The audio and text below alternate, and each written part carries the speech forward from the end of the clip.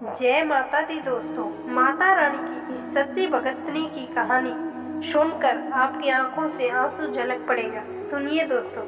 अनीता दुर्गा माँ को बहुत मानती थी। वह रोज ही दुर्गा माँ को भोग लगाकर भोजन करती थी। लेकिन अनीता के ससुराल वाले अनीता और उसकी पूजा पाठ से बहुत चिढ़ते थे और आए दिन वो अनीता को बहुत दुखी करते थे, मगर फिर भी अनीता उनका अत्याचार सहती रहती थी। अनीता का पति अनीता से बहुत ज्यादा प्यार करता था, मगर उसे खेत का अनाज बेचने के लिए घर से एक हफ्ते के लिए घर से बाहर जाना पड़ता था। इसलिए मुझे पत्नी पर हो रहे अत्याचार के बारे में पता ही नहीं चल पाता था। अनीता भी अपने पति को कुछ नहीं बताती थी।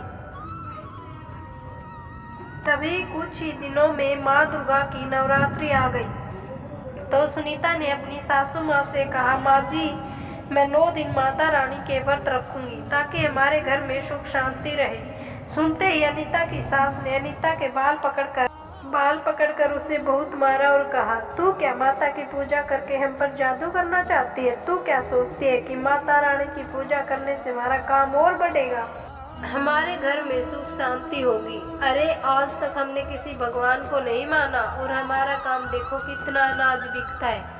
हमारा और हमारे पास पैसों की कोई कमी नहीं है।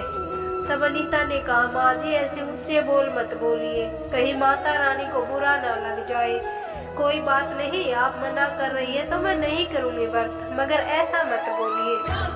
यह सुनते ही अनीता की सास हंसने लगी और कहने लगी, चुप हो जा, तेरी माता रानी क्या करेगी? मेरे घर में आज के बाद उसका नाम भी इस घर में मत लेना, वरना मुझसे बुरा कोई नहीं होगा।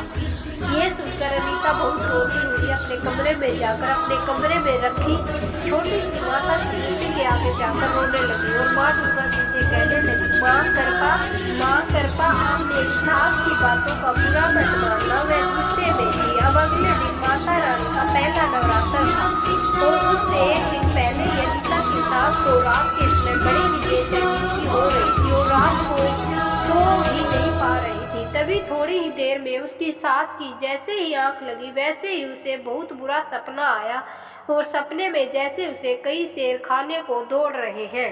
अब जैसे ही एक शेर उसे खाने को उस पर कूदा वैसे ही उसका सपना टूट गया और डर के मारे उसकी सास की तबीयत बहुत ही ज्यादा खराब हो गई।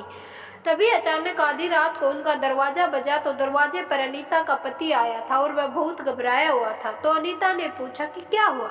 तभी वह रोने लगा और कहने लगा, अपने गोदाम पर आग लग गई और सारा अनाज खराब हो गया। अनीता ने कहा, माँ जी की भी तबीयत बहुत खराब है। अनीता का पति जल्दी से किसी वैद्य को बुलाकर लाता है तो थोड़ी देर में उसकी माँ को आराम मिल जाता है। लेकिन वह जब भी सो रही थी तो उसे वही शेर वाला सपना आ रहा था। अब अनीता की सास ने अपने बेटे से कहा, बेटा, तेरी पत्नी ने हम पर कोई काला जादू करवा दिया, इसीलिए मुझे बार बार शेर के ही सपने आ रहे हैं और आज तेरी गोदाम में भी आग लग गई। अब तू इसे घर से निकाल दे, वरना अब मैं इसे घर से निकाल दूंगी। तभी उसके बेटे ने कहा, माँ ऐसा कुछ भी नहीं है, अनीता भला ऐसा क्यों करेगी? तभी अनीता की सास बीमारी में ही अनीता के बाल पकड़कर उसे घर से निकालने लगी। तभी अचानक से अनीता की सास का पैर इसलिए घर की दहलीज पर बड़ी ही जोर से लगा और उसकी सास बड़ी ही जोर से बाहर की तरफ जाकर गिरी और बेहोश हो गई। तभी अचानक सब लोग मिलकर उसे अंदर ले गए। अब अगले दिन सुबह उसकी सास को होश तो आ गया, मगर वो न तो हिल डुल पा रही थी न कुछ बोल पा रही थी, वो बस रोए ही जा रही थी। तभी अनीता को याद आया कि शायद मेरी दुर्गा माँ सास से बहुत नाराज है। तब नवमी वाले दिन उसकी सास ने ही स्वयं घर में माता रानी जी के गीत भजन करवाए और उनसे माफी भी मांगी। तो उसी दिन रात को अनीता की सास को माता रानी जी ने एक कन्या के रूप में उन्हें दर्शन भी दिए। अब अनीता का जीवन भी खुशहाल हो गया था और अब उनका पूरा घर ही माता रानी को बहुत मानने लगा और अब घर में भी सब ठीक हो गया था। धन्यवाद दोस्तों। जय माता दी।